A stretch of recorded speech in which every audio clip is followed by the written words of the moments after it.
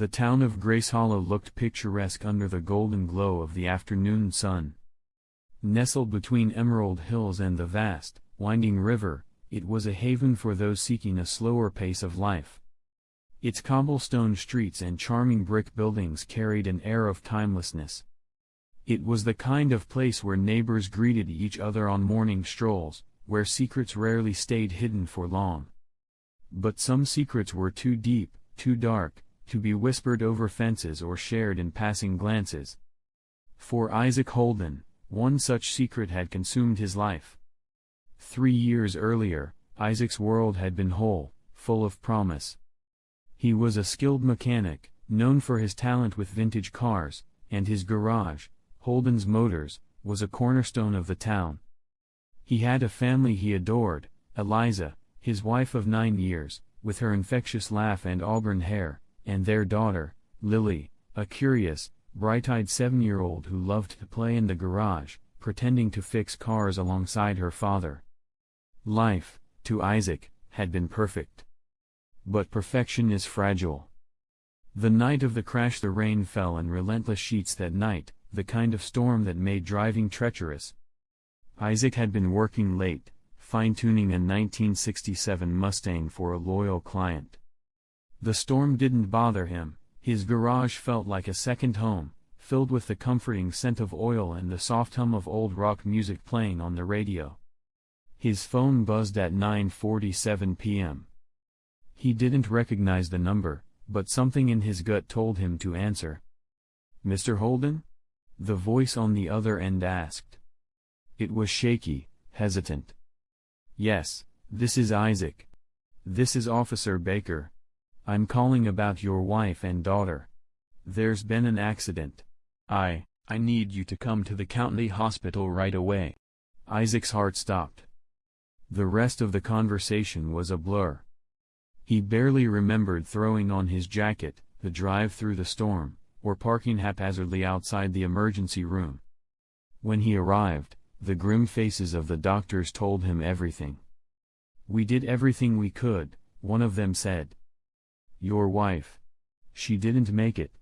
Isaac felt the floor drop beneath him. "What about Lily?" he managed to choke out. "She's in critical condition. We're doing all we can." For 3 agonizing days, Isaac sat by Lily's bedside, holding her tiny hand as machines beeped and whirred around her. He begged her to wake up, to fight. But on the 3rd day, her small chest rose and fell one final time, and Isaac's world shattered completely. The man responsible, the police report was clear: Nathan Caldwell had been driving drunk, well over the speed limit, when he ran a red light and plowed into Eliza's car. Witnesses described his car careening through the intersection like a bullet. Nathan was the 25-year-old son of Marcus Caldwell, a wealthy businessman with a reputation for getting what he wanted. The Caldwells owned half of Grayshollow, businesses, properties, even the town's largest employer, Caldwell Manufacturing.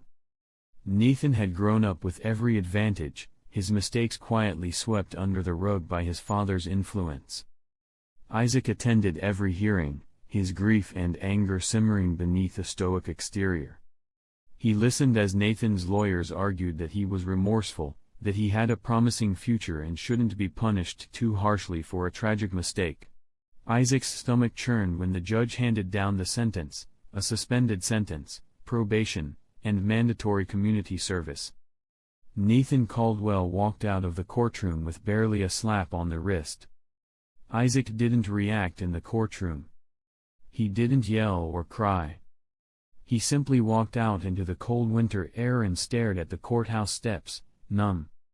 It wasn't until he was back in his empty home, Lily's toys still scattered in the living room, Eliza's favorite scarf hanging on the coat rack, that the numbness gave way to something else.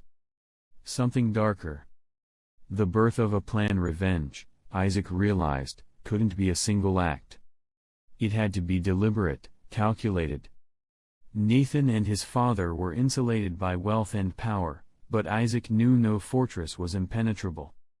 For 2 years, Isaac disappeared from the public eye.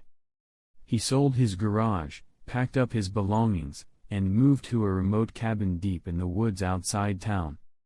The people of Grayshollow whispered about him. Some said he lost his mind, others that he was trying to find peace.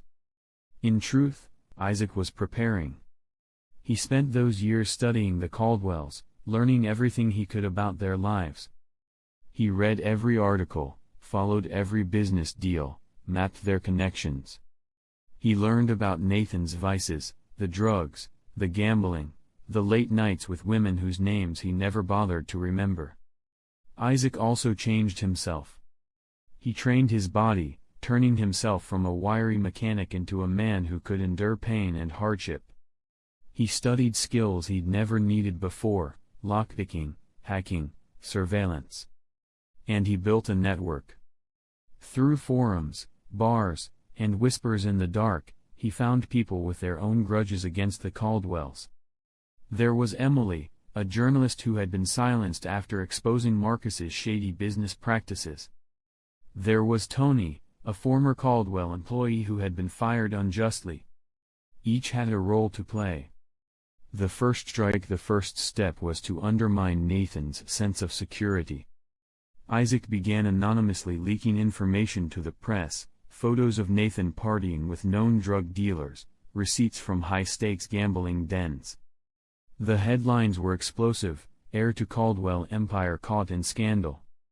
As the media frenzy grew, Isaac escalated. He hacked into Nathan's email, planting evidence of illegal dealings that led to a police raid on one of Nathan's favorite clubs. Though Nathan avoided jail, the damage to his reputation was severe. At the same time, Isaac targeted Marcus's business empire. Using the information Emily provided, he tipped off regulators to illegal practices within Caldwell manufacturing. Fines and investigations piled up, draining Marcus's resources and tarnishing his carefully maintained image. The breaking point: Nathan was spiraling. The once charismatic playboy was now a paranoid wreck, jumping at shadows and lashing out at anyone who crossed him. At a charity gala, he publicly berated an investor who questioned his behavior. The incident made headlines, further alienating the Caldwell's allies. Isaac watched from a distance, satisfied. But he wasn't done yet. The final blow came when Isaac orchestrated an elaborate setup. Using Tony's insider knowledge, he arranged for Nathan to be caught with a significant quantity of drugs during a business trip. The arrest was highly publicized, and this time, Marcus's money couldn't save him. Nathan was sentenced to 3 years in prison. The confrontation: Isaac wasn't content to let Nathan rot in prison without understanding the full weight of his actions. Using a fake identity, he arranged a visit to Nathan under the guise of a legal advisor. Nathan, thinner and more subdued than Isaac remembered, looked up as he entered. "You," Nathan said, recognition dawning. "What do you want?" Isaac sat down across from him, his expression unreadable. "I want you to know what you've done. To understand what it means to lose everything." Nathan scoffed, but Isaac's steady gaze silenced him. For the next hour, Isaac recounted the pain Nathan had caused, not just to him, but to every person whose lives had been destroyed by the Caldwell's greed. By the time Isaac stood to leave, Nathan's bravado was gone, replaced by something closer to fear. Aftermath: with Nathan in prison and Marcus's empire in shambles, Isaac finally felt a sense of closure. He returned to his cabin, not as a broken man but as someone who had reclaimed his power. Grayshollow moved on, the story of the Caldwells becoming just another chapter in its history. For Isaac, the memories of Eliza and Lily remained, but so did the knowledge that justice, though delayed, had been served.